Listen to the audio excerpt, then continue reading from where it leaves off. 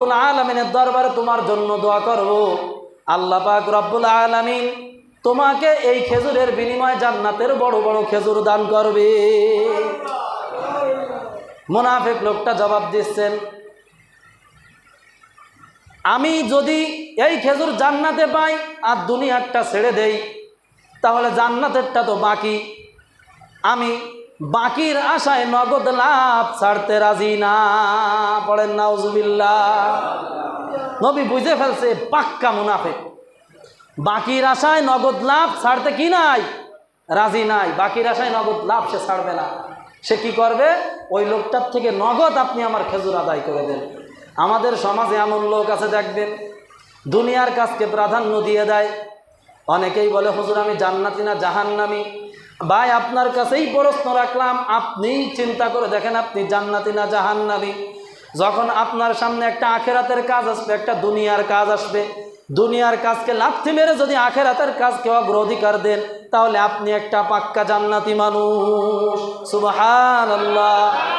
আর আপনি যদি দুনিয়ার কাজকে প্রাধান্য দিয়ে আখেরাতের কাজকে আঁকড়ে ধরেন, তাহলে নিশ্চয় আপনি একজন জাহান্নামী, এতে কোনো সন্দেহ নাই। ঠিক কি ঠিক না?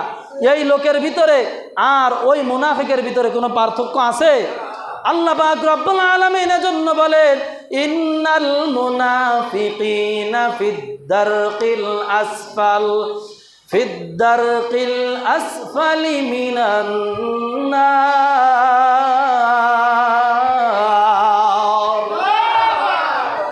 মুনাফিকের জন্য আমি আল্লাহ জাহান্নামের ভূখণ্ডে অতল গর্বে জায়গা রাখলাম। মুশরিক বেঈমানের কথাও বলেন নাই, মুনাফিক ইসলামের যত ক্ষতি করে এত ক্ষতি কোনো মুশরিকও করে না। কারণ মুনাফিক আমার মতন টুপি লাগায়, মুনাফিক আমার মতন দাড়ি রাখে, আমার মতন জুব্বা লাগায়, আমার মতন পাগড়ি লাগায়, লাগাইয়া লাগাইয়া সমাজের ভিতরে বিভ্রান্তি সৃষ্টি করে। ঠিক কিনা? এই জন্য আল্লাহ বলেন, ইন্নাল মুনাফিকিনা ফিদ-দারকিল আসফালি মিনান নার। মুনাফিকের জন্য আমি আল্লাহ রাখলাম জাহান্নামের অতল গভীর। ভাইরা আমার, অনেক সময় দেখা যায় আমরা দুনিয়ার কাজকে প্রাধান্য দিই। আমাদের দোকান আছে, আমাদের কাজকর্ম আছে, আমাদের বাড়ি আছে, গাড়ি আছে, সব আছে। মসজিদে আযান হয়, হাইয়া আলাস সালাহ, নামাজের জন্য তাড়াতাড়ি আসো, হাইয়া আলাল ফালাহ, কল্যাণের দিকে আসো। আরে ভাই, চোখ দুইটা বন্ধ করে একটু কল্পনা করো, এত জোরের মাইক লাগাইয়া তোমাকে